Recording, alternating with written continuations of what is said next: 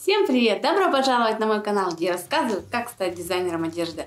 А точнее рассказываю поэтапно весь курс моего обучения. У вас есть невероятная возможность обучаться со мной вместе. Давайте же это сделаем. Поехали!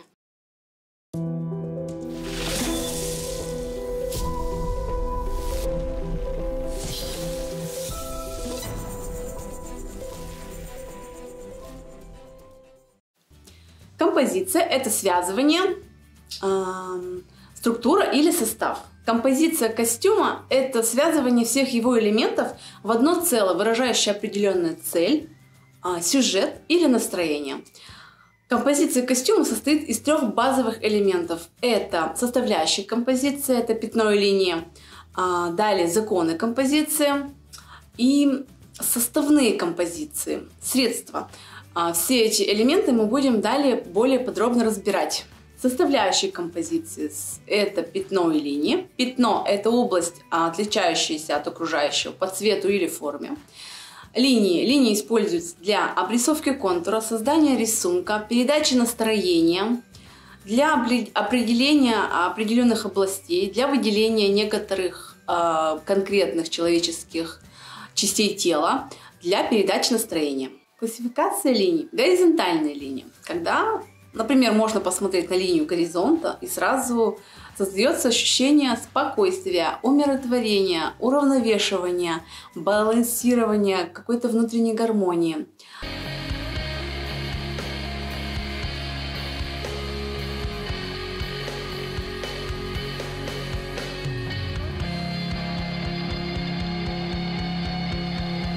Эти горизонтальные линии отлично используются в коллекциях для путешествий и отдыха, круизных образов. Отлично настраивают на отдых, они приземляют, опять-таки. В человеческом теле существует три естественных горизонтальных линии. Это линия плеч, талии и бедер.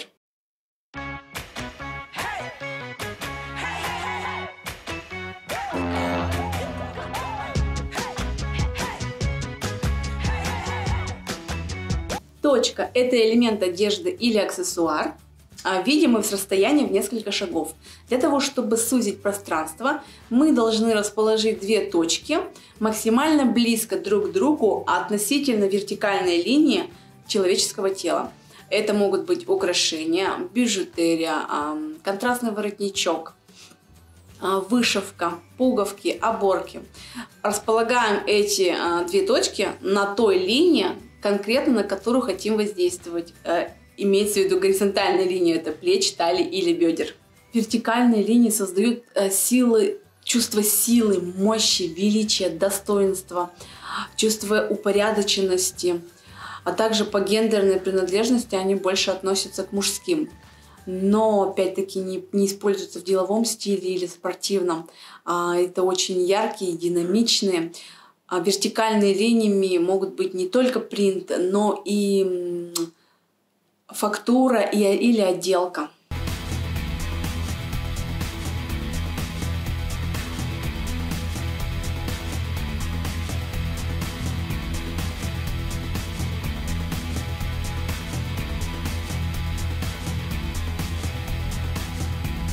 Воздействие вертикальных линий на тело человека. В теле человека есть естественные вертикальные линии. Это наш рост и конечности. Точка, поставленная от линии бровей до основания линии шеи, увеличивает визуальный рост.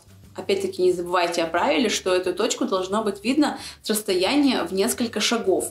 Это могут быть серьги, какие-то украшения, может быть какие-то украшения на шее, очки, воротнички-стойки, контрастные воротнички, либо очки, и еще яркий макияж. Принцип освещения или света. Центром композиции будет являться самый максимально освещенный элемент или цвет, который имеет блеск. Это такие ткани или материалы, как металл, пластик, камни, некоторые виды мехов, которые имеют блеск.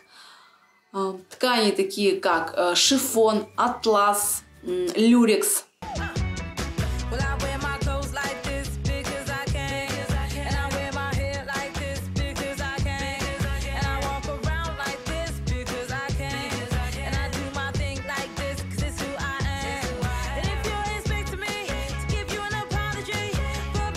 Точка, расположенная на ступне или голени, видимое с расстояния в несколько шагов, уменьшает визуально ваш рост.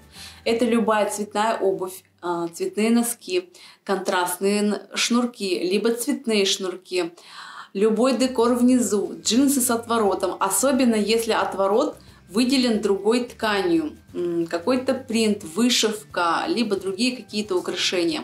Линии кривые делятся на два вида: на плавные, изогнутые или волнистые.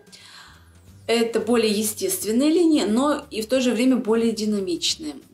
Плавные линии вносят в композицию легкость и грациозность.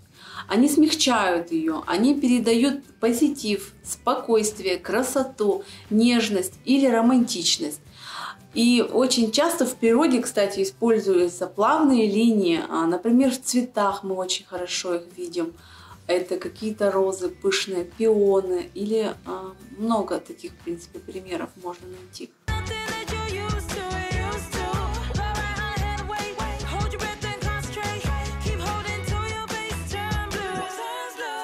Жесткие диагональные или наклонные линии — это очень эмоционально активные и динамичные, не имеющие себе равных по степени визуальной интенсивности. Жесткие линии предполагают силу и мощь. С их помощью отлично создавать контрастность. Также, в свою очередь, жесткие линии делятся на два вида. Вид взлета самолета. Это, естественно, когда мы смотрим слева направо.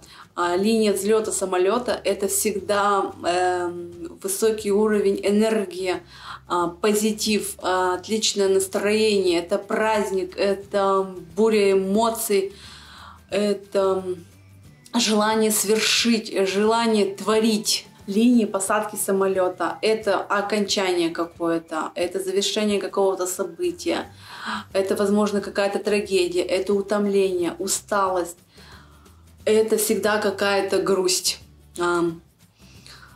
Также диагональные линии действуют на тело человека разрушающе, и обязательно их нужно уравновешивать относительно тела человека. И линий взлета всегда должно быть больше, чем линий посадки самолета.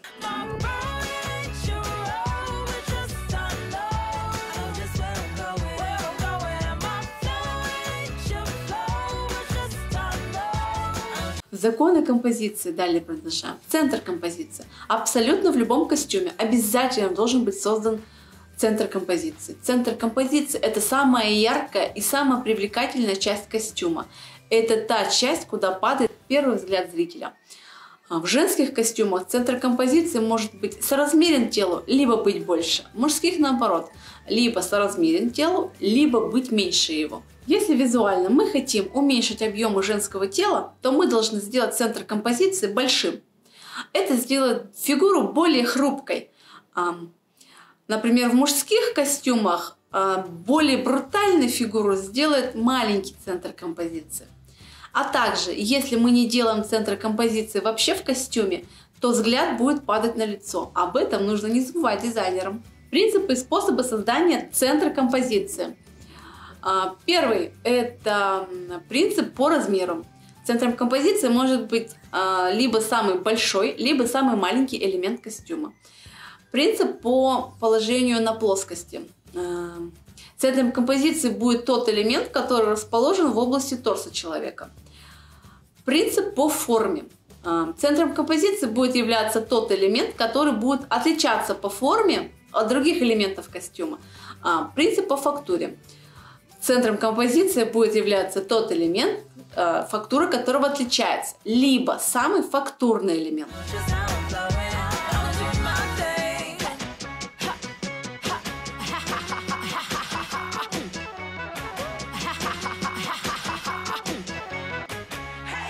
Принцип цвета.